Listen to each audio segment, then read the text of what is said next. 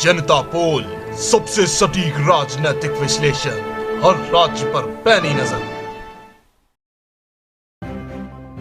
नमस्कार, जनता पोल पर आपका स्वागत है और आप देख रहे हैं डंके की चोट पर।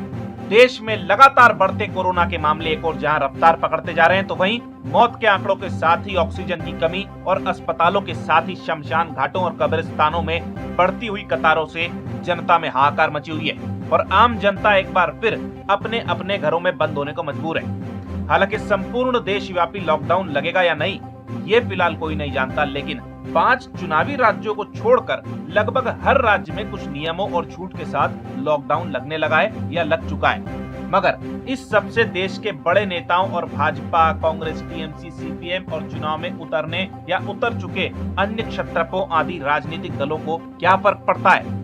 कुर्सी के लालच में अंधे हो चुके राजनेताओं के लिए चुनावी जीत इतनी आवश्यक है कि इतने लोगों की कोरोना से हुई मृत्यु के बावजूद बंगाल में धड़ल्ले से चुनावी प्रचार जारी है। इन रैलियों में सोशल डिस्टेंसिंग की धज्जियां उड़ाई जा रही है, सो अलग इनमें जो लाखों लोग इकट्ठा हो रहे हैं या अब तक हो रहे थे, उस सब से संक्रमण किस रफ्तार से फैल रहा होगा, इस पर सभी राजनीतिक दलों के तथाकथित फायर ब्रांड राजनेता अपना मुंह सिले बैठे हैं, मानो नेताओं रूपी सत्ता के अंधे धृतराष्ट्रों को कुर्सी के अलावा कुछ नहीं दिख रहा हो। चुनाव आयोग का रवैया इतना ढीला और लापरवाही भरा रहा कि हाईकोर्ट को चुनाव आयोग को फटकार लगानी पड़ गई, जिसके बाद अब चुनाव आयोग ने बंगाल में लगभग आधा चुनाव बीत जाने के बाद, कई 100 रैलियां और रोड शो हो जाने के बाद बाकी बचे चुनावों के लिए एक सर्वदलीय बैठक बुलाकर कुछ चुनावी पाबंदियां लगा दी। हालत यह है कि उत्तर प्रदेश के मुख्यमंत्री योगी आदित्यनाथ और कांग्रेस के पूर्व अध्यक्ष राहुल गांधी तक कोविड पॉजिटिव हो चुके हैं और इसी समय अस्पतालों में जगह न मिलने और ऑक्सीजन की कमी ने नेताओं और केंद्र व राज्य की अलग अलग सरकारों के खोखले वादे और झूठे दावों की पोल खोल रखी है। महाराष्ट्र में जहां लगातार कोरोना बढ़ता जा रहा है, तो वहीं राजनीति भी अपने पूरे चरम पर है, क्योंकि केंद्र और राज्य सरकार की आपसी रस्साखींच किसी से भी छुपी नहीं है और राज्य में सत्ता और विपक्ष में अब भी राजनीतिक वार पलटवार जारी है, वो भी तब जब सबसे अधिक मामले महाराष्ट्र से ही सामने आ रहे हैं और यहाँ कंप्लीट लॉकडाउन की तैयारी है, क्योंकि रोज करीब 60,000 से ज्यादा नए केस महाराष्ट्र से सामने आ रहे हैं, जिसके लिए जनता की लापरवाही और सरकारों की ढिलाई दोनों ही जवाबदार है। महाराष्ट्र से लेकर मध्य प्रदेश, राजस्थान, छत्तीसगढ़, बिहार, यूपी, पश्चिम बंगाल, केरल, तमिलनाडु आदि राज्यों में कोरोना तेज रफ्तार से फैलता जा रहा है और इस सब में राज्य से लेकर केंद्र सरकारों के तथाकथित काल्पनिक विकास के बड़े बड़े दावों की पोल खुलने लगी है। सबसे बड़ा सवाल यही है कि जब पिछले साल कोरोना फैला था, तब से लेकर अब तक केंद्र और राज्य सरकारों ने स्वास्थ्य सुविधाओं को लेकर क्या नए कदम उठाए? कितने राज्यों में एक साल में कितने सरकारी अस्पताल बने? कितने ऑक्सीजन के प्लांट लगे? जो सरकारी अस्पताल सालों से जर्जर पड़े हैं, वहां सुधार कार्य हुआ क्या? पिछले 1 वर्ष में कितने नए वेंटिलेटर लाए गए और अगर लाए गए तो उन्हें असेंबल कर इंस्टॉल किया गया या अब भी पेटी पैक रखे हुए हैं? और अगर इन सवालों के जवाब किसी दल या सरकार का कोई राजनीतिक प्रतिनिधि दे भी दे, तब भी ये प्रश्न उठता है कि फिर ऑक्सीजन और रेमडेसिविर इंजेक्शनों समेत कई और दवाइयों की कमी क्यों पड़ रही है? साथ ही कोविड के दोबारा फैलने में जनता के एक मूर्ख धड़े का भी हाथ है, जो इस तरह सड़कों पर बिना मास्क के फिरने लगा था मानो कोविड दुनिया से ही जा चुका हो।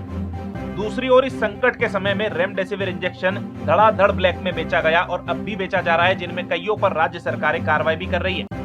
महाराष्ट्र, छत्तीसगढ़, मध्य प्रदेश, राजस्थान, झारखंड, उत्तर प्रदेश, बिहार, राजधानी दिल्ली आदि राज्यों में कोरोना और मौतों के आंकड़े लगातार बढ़ते जा रहे हैं। बावजूद इसके पिछले 1 माह में उपचुनाव और विधानसभा चुनाव वाले राज्यों में मुख्यमंत्रियों से लेकर राज्य सरकार के मंत्रियों और केंद्र सरकार तक ने रेमडेसिविर इंजेक्शन की कमी पर इतने देर से एक्शन में आना क्यों शुरू किया? क्योंकि नेताओं के लिए चुनावों से बढ़कर कुछ नहीं। मध्य प्रदेश की राजधानी भोपाल और आर्थिक राजधानी इंदौर में कोरोना से हाहाकार सा मचा हुआ है। दोनों ही शहरों में लॉकडाउन लगा दिया गया है और सीमाएं सील कर दी गई है। अखबारों से लेकर स्थानीय चैनल तक कोविड के रंग में रंगे हुए हैं। शमशानों में शवों की भीड़ लगी हुई है। लेकिन अब से पहले तक प्रदेश के स्वास्थ्य मंत्री प्रभुराम चौधरी के लिए इस इतने बड़े मुद्दे से ज्यादा जरूरी था दमोह के उपचुनाव में घर घर जाकर प्रचार करना। विपक्ष में बैठी कांग्रेस ने भी इस सब पर कोई सवाल नहीं खड़ा किया और किस मुंह से करती, क्योंकि मुख्यमंत्री शिवराज सिंह चौहान की तरह पूर्व मुख्यमंत्री कमलनाथ भी यहाँ कोरोना के बीच भव्य रोड शो करते हुए दिखाई दिए। हास्यास्पद बात तो ये रही कि राज्य सरकार ने कोविड को लेकर उस वक्त जारी की गई गाइडलाइन से दमोह को ही अलग कर दिया था, मानो चुनाव वाली जगह पर कोरोना होगा ही नहीं। कुछ यही हाल राजस्थान में भी दिखाई दे रहा है, जहां जयपुर, जोधपुर, कोटा, बाड़मेर, अजमेर, झालावाड़ आदि सभी छोटे बड़े शहरों में कोरोना भयानक रूप लेता जा रहा है। मगर 3 विधानसभा सीटों पर हुए उपचुनाव में प्रदेश सरकार के मुखिया अशोक गहलोत समेत राज्य में मुख्य विपक्षी दल भाजपा पूरे दमखम से लगी रही। रैलियां, नुक्कड़ सभाएं, रोड शो डंके की चोट पर हुए। कांग्रेस सरकार के मुखिया अशोक गहलोत से लेकर विपक्षी राजनेता गुलाब चंद कटारिया, सतीश पूनिया समेत केंद्रीय मंत्री शेखावत और तो और राज्य सरकार के स्वास्थ्य मंत्री रघु शर्मा समेत कई मंत्रियों से लेकर विपक्षी दल भाजपा के कई बड़े छोटे राजनेता पूरे दमखम से चुनाव प्रचार में लगे दिखाई दिए। ये तो बात थी भाजपा शासित मध्य प्रदेश और कांग्रेस शासित राजस्थान की, लेकिन यही हाल महाराष्ट्र, छत्तीसगढ़, झारखंड और हाँ असम, पश्चिम बंगाल, केरल, तमिलनाडु और देश की राजधानी दिल्ली का भी है, जिनमें से तमिलनाडु, असम, केरल, पौंडीचेरी और पश्चिम बंगाल में तो चुनावी माहौल बना हुआ था और बंगाल में तो अब भी है। मगर राज्य से लेकर राष्ट्रीय स्तर के नेताओं ने भी कुर्सी प्रेम दिखाने में कोई कसर नहीं छोड़ी। कुल मिलाकर बात करें तो कांग्रेस का काम है भाजपा पर निशाना साधना और भाजपा का काम है पलटवार करना, लेकिन इन दोनों ही दलों और अन्य दलों के चुनावी प्रचार और भीड़ जुटाने के चलते बढ़ने वाले कोरोना को कुछ दिनों में टीवी चैनलों पर बैठे कुछ तथाकथित विशेषज्ञ और अति समझदार पत्रकारगण केवल जनता की एक तरफा लापरवाही करार दे देंगे, जबकि इसमें जनता की लापरवाही, सरकारों की ढिलाई और राजनेताओं का चुनावी प्रचार तीनों ही जवाबदार है।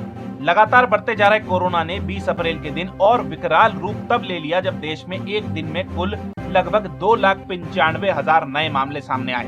हालांकि 1,66,000 रिकवर भी हुए तो वहीं 2,021 लोगों की मौत हो गई।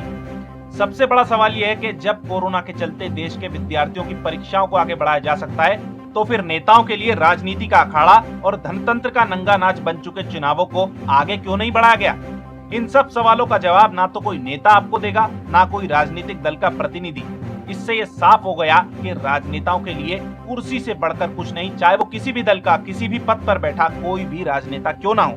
खैर, वैक्सीनेशन की बात करें तो कई ऐसे केस सामने आ रहे हैं जिन्हें वैक्सीनेशन के 1 या 2 डोज लगने के बाद भी कोविड हो गया और तमाम तरह की अफवाहें फैल रही है, जिसके चलते कई लोग वैक्सीन लगवाने से घबरा रहे हैं। मगर वैक्सीनेशन जरूरी क्यों है, इस पर डॉक्टरों का कहना है कि ऐसा नहीं है कि वैक्सीनेशन के बाद आपको कोविड नहीं हो सकता, लेकिन अगर आपको वैक्सीन लग चुकी है और उसके बाद अगर आपको कोविड होता है तो वो सीवियर नहीं होगा। आपके शरीर के कई महत्वपूर्ण भाग जैसे किडनी, हार्ट, लीवर आदि पर वैक्सीनेशन के बाद कोविड का प्रभाव नहीं पड़ेगा और आप आसानी से ठीक हो जाएंगे, इसलिए वैक्सीनेशन जरूरी है। हालांकि कुछ लोगों को वैक्सीनेशन के बाद बुखार की शिकायत आ रही है, लेकिन डॉक्टरों की माने तो 1 से 2 दिन में वो भी ठीक हो जाएगा। कुल मिलाकर बात करें तो फिलहाल जिस रफ्तार से कोरोना के मामले बढ़ रहे हैं, उन्हें देखते हुए सावधानी बरतने के साथ ही वैक्सीन लगवाना भी आवश्यक है। साथ ही हम ये राय देंगे कि जितना हो सके घर से उतना कम निकलें, सावधानी बरतें, योग प्राणायाम निरंतर करते रहें और शरीर को मजबूत रखें, क्योंकि इस बार इस तरह के मामले ज्यादा सामने आ रहे हैं जिसमें कोरोना से फेफड़ों पर असर हो रहा है और ऑक्सीजन लेवल कम हो रहा है। इसलिए योग प्राणायाम करते रहें, धूम्रपान से दूर रहें और इस कठिन समय में अपने शरीर को स्वस्थ रखें। देश के नेता कुर्सी और राजनीति का ध्यान रखे हुए हैं, आपको अपना ध्यान खुद ही रखना है। नेताओं को कोई फर्क नहीं पड़ता कि आप उनके कितने बड़े कट्टर समर्थक हैं, उनके लिए आपकी कीमत है सिर्फ एक वोट और कुछ नहीं। डंके की चोट पर मैं आगे भी जनता से जुड़े बड़े छोटे मुद्दे उठाते रहेंगे। हमारे साथ बने रहने के लिए धन्यवाद। देखते रहिए जनता पोल। जय हिंद, जय भारत।